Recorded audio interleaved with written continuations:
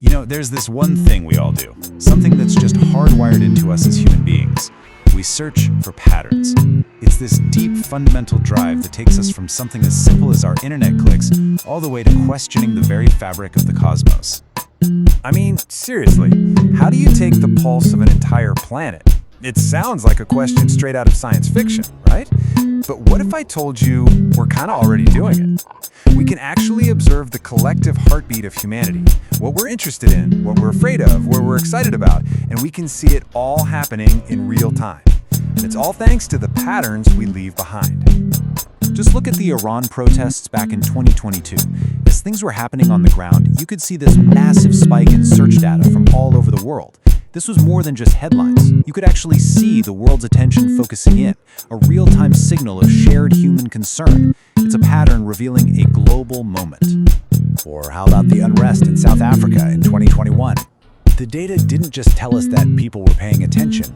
It showed us how much they were paying attention and for how long. You could literally watch the pattern of a nation's response to a crisis unfold, day by day, hour by hour. But, it's not all doom and gloom. This planetary pulse picks up on our joys and our trends, too. Take the rise of glamping, glamorous camping, in Indonesia. The search data just explodes around holidays. It's a crystal clear pattern showing us exactly how people want to relax and spend their money. So, what does this all boil down to? It means tools like Google Trends are giving us this incredible live feed of human activity. We're not waiting for old reports anymore. We can see the dynamic, unfolding story of what humanity cares about right now. It really is like taking the planet's pulse, and it's all written in data. Okay, so we're getting pretty good at spotting these huge global patterns. But what happens when you go from just observing patterns to actively trying to create them?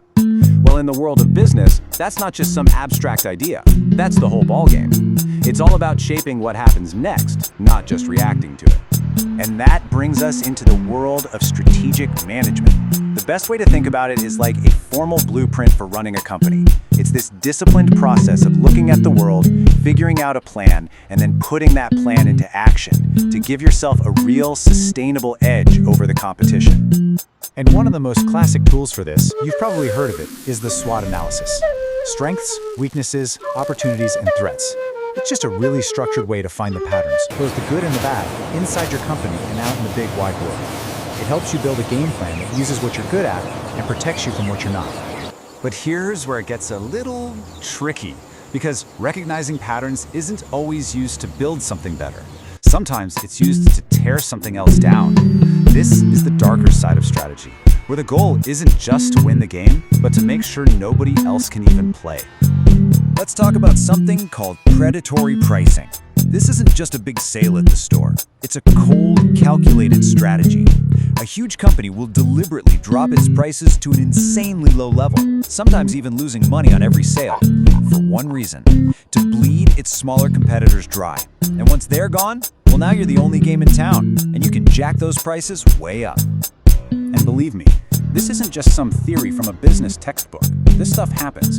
Big companies have all been accused of it. Amazon with its strategy for selling diapers to corner the market, Microsoft for how it bundled its browser with Windows, Walmart for allegedly selling goods below cost to push out local mom-and-pop shops. In every case, the accusation was that they were weaponizing their knowledge of market patterns. And check out this quote from the Federal Trade Commission about the Microsoft case. It's pretty damning. It shows how a company's deep awareness of its own power, its own pattern of dominance, was used to actively exclude rivals. These are the very real consequences when pattern making is used as a weapon.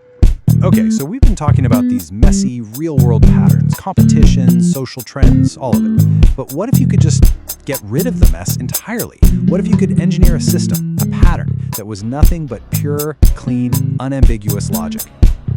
And that question, right there, is the whole idea behind this incredible experiment in language. I mean, if a business strategy is a blueprint for action, could you maybe create a blueprint for communication itself that just eliminates all misunderstanding? Okay, listen to this sentence. I saw the girl with a telescope. Simple enough, right? But wait, who has the telescope? Is it me looking at the girl, or is she the one holding it? English kind of leaves you hanging. Now imagine a language where that's just not possible. That's Lojban.